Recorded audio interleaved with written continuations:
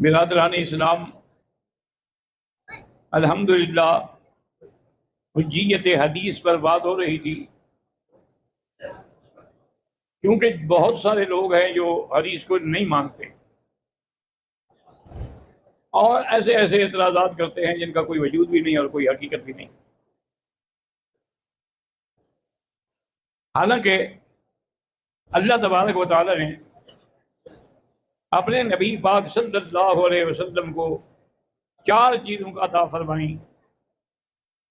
युअल्लिमुहुमुल किताब, कुरान की तालीम, वल हिकमता, सुन्नत, व युज़क्कीहिम, और उनका तज़किया करना। आजकल हमारे मदारिस में माशाअल्लाह तालीम होती है, लेकिन तज़किये की तरफ तवज्जो नहीं है। तालीम अच्छी होती है, लेकिन बच्चे का तज़किया हो कि उसकी इस्लाह हो जाए, उस पर ज़्यादा तवज्जो नहीं होती है। हम मदारिस हैं जो अल्हम्दुलिल्लाह तज़किये पर भी जोर देते हैं। हुज़ूर सल्लल्लाहु अलैहि वसल्लम ने फरमाया कि अल्लाह ने जैसे मुझे कुरान अता फरमाया है, उसके साथ और भी अता फरमाया है। तो कुरान जो है ये तो वही जली है, और जो अता फरमाया है वो वही खफी है। हुज़ूर सल्लल्लाहु अलैहि वसल्लम जब हुदैबिया से वापस आए और आपने इरादा फरमाया तबूक जाने का, खैबर जाने का, तो बहुत सारे लोग जो उस हुदैबिया में नहीं गए थे वो भी आ गए कि हमें भी साथ ले जाए। अल्लाह ने फरमाया कि युरीदूना अन युबद्दिलू कलामल्लाह कुल्लन तत्तबिऊना कज़ालिका क़ाल अल्लाहु मिन क़ब्ल। अल्लाह ने फरमाया नबी इनको मत ले जाओ, हम पहले बता चुके हैं कि तबूक के ग़ज़वे में वो जाएंगे जो हुदैबिया में थे। अब ये चाहते हैं कि हमारे अल्लाह का फैसला बदल जाए, हालांकि हम इसे पहले बता चुके हैं। तो अगर हम सारे कुरान पाक को तलाश करें तो किसी जगह हमें नहीं मिलता कि कहाँ अल्लाह ने मना किया था, लेकिन हजूर ने चूंकि मना फरमाया तो लिहाजा वो भी वाही खफी है। इसी तरह ग़ज़वा बनू नज़ीर में जब हुजूर सल्लल्लाहु अलैहि वसल्लम ने सहाबा के साथ चढ़ाई की तो उन्होंने फौरन किलों में घुस गए और अपने किले बंद कर दिए, और वो किले इतने मजबूत थे कि इनके पास ऐसी कोई चीज़ें नहीं थी कि उनको तोड़ सके। हजूर ने हुक्म दिया कि इनके दस्त काटो, बाग काटो, जब इनको तकलीफ होगी तो खुद ब खुद निकलेंगे। सहाबा ने दस्त भी काटे। अब वो यहूदी कहने लगे कि देखो हमें तो फसाद से रोकते हैं, कहते हैं कि तुम मुफसिद हो, तो खुद तो फसाद कर रहे हैं कि हमारे बाग उजाड़ रहे हैं। अल्लाह ने फरमाया कि मा क़तअतुम मिन दीनतिन औ तरक्तमूहा क़ाइमतन अला उसूलिहा फ़बिइज़्निल्लाह। जो कुछ तुमने काटा है और जो छोड़ा है वो सब अल्लाह के हुक्म से। वो अल्लाह का हुक्म कहाँ है कुरान में? तो इसलिए मालूम हुआ कि वो वाही खफी है। उसके बाद फिर अल्लाह ने आपको फतह अता फरमाई और यहूद को निकाला गया, मुल्क बदल किया गया। इसी तरह हुजूर सल्लल्लाहु अलैहि वसल्लम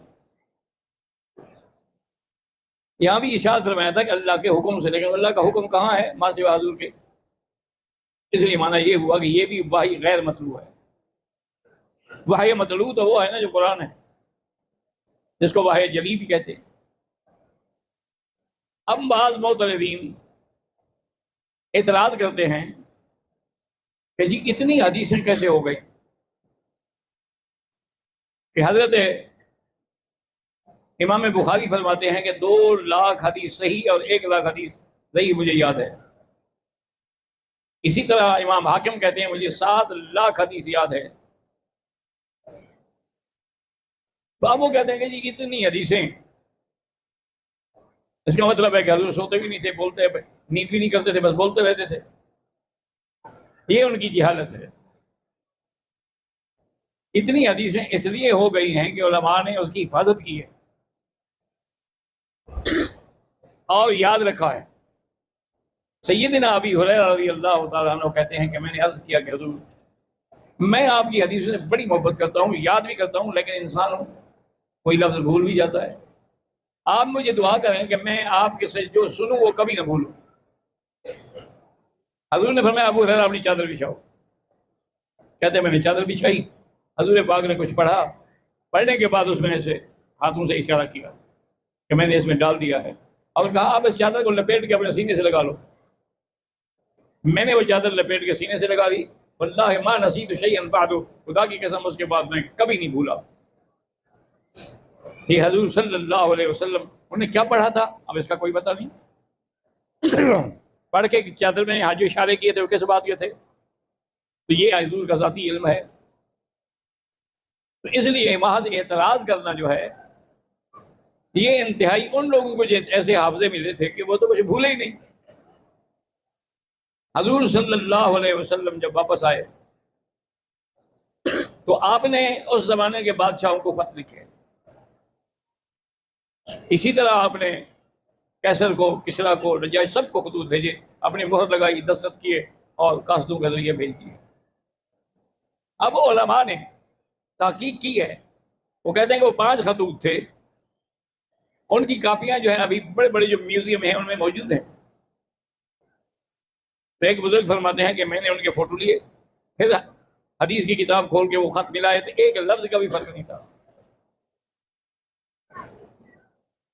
इसी तरह हुजूर सल्लल्लाहु अलैहि वसल्लम ने जितनी तालीम ही दी, वो सहाबा के लिए पत्थर पे लकीर बन गई, वो कभी नहीं भूले, न बढ़ाया ना कम किया।